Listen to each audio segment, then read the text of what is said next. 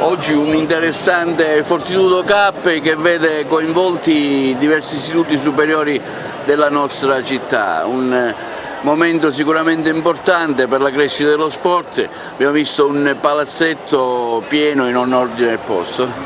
Bellissimo, un'emozione bellissima per noi del campo. È un'emozione vedere tutti questi ragazzi, circa 3.000 studenti, partecipare alla sesta edizione della Fortitudo Cup.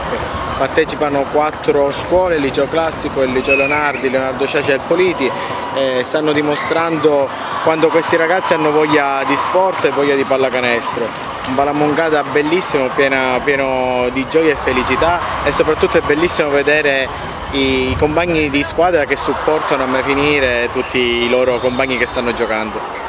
Il torneo è della Fortitudo, è stata un'idea mia e di Christian Maier che si è sviluppata poi negli ultimi 6 anni, siamo alla sesta edizione, è un successo davvero che riempie il cuore, vedete questi tanti ragazzi che affollano il palazzetto perché dimostrano che comunque i ragazzi hanno bisogno di questo spirito di aggregazione che va al di là delle dinamiche scolastiche, lo spirito di appartenenza alla scuola, la voglia di fare, di mettersi in mostra, ma soprattutto di fare per la propria scuola, una giornata meravigliosa.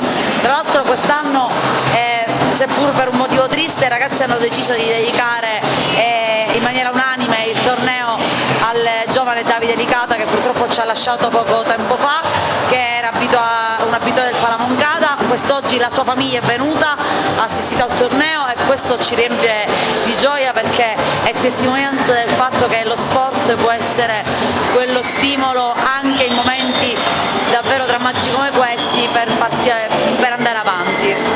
Congratulazioni a tutti i ragazzi che hanno partecipato e hanno dimostrato un grandissimo spirito sportivo. Lo sport trionfa sempre, se poi a vincere Leonardo siamo ancora più contenti. Sì, c'era molto nervosismo da parte dei giocatori del Leonardo perché sentivano molto questa partita. Un po' per i precedenti che ci sono stati, nel senso che sono stati detentori di questo titolo negli anni passati e quindi volevano confermarsi anche nella giornata di oggi. Abbiamo fatto una bella partita, era molto probabile che perdavamo contro loro visto che avevano una squadra al completo, però ci siamo comportati adeguatamente, abbiamo fatto quello che potevamo.